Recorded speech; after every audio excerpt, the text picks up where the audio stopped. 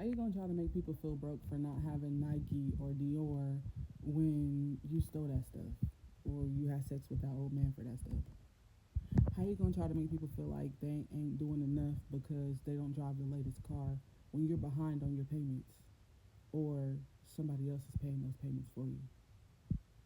How are you gonna try to make somebody feel bad for working at a fast food restaurant when you frequent that restaurant to eat all the time? So clearly it's not solo maintenance. Like, we got to start looking at ourselves before we cast judgment on people. Um, he who is without sin cast the first stone, right? And it's not to say that nobody should judge anybody because God calls us to be righteous judges. Like, let's say you see somebody about to jump off a cliff. You don't sit there and be like, oh, well, I don't want them to feel some type of way if I tell them that they're about to die if they jump off that cliff. No, you yell and tell them to get away from that cliff. It's the same thing with life. If you see somebody going down a dark road, you're called to tell them they're going down a dark road. Now, is it your job to snatch them away from the cliff? No. No, because that might just push them further over the edge because they don't want nobody telling them what to do. You just let them know. You just let them know, but you don't force them not to do anything. And that's the same thing with the way that we dress and everything.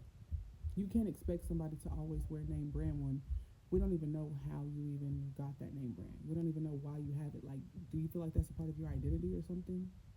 Can you only wear Nikes and Jordans? You know what I mean?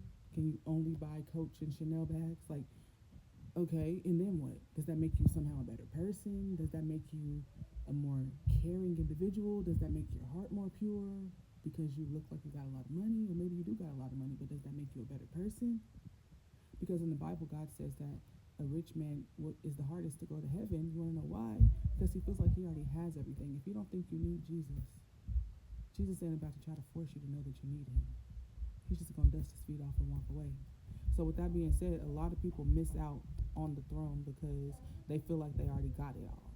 But nobody's soul has it all. Sorry, my kids came down here being loud, but nobody's soul has it all.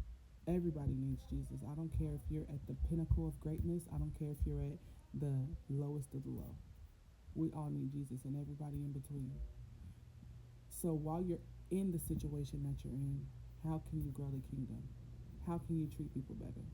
How can you nurture people more? How can you sow seeds, whether it's financially, emotionally, mentally, or just being a shoulder for somebody to cry on? How can you help somebody see the love of God today?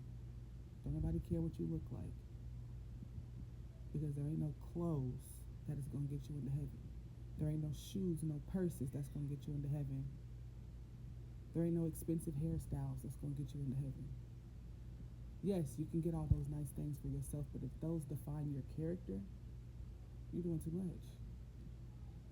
You're doing too much. God cares about what's in here. He could care less what's on your body. God bless you. Have a great day.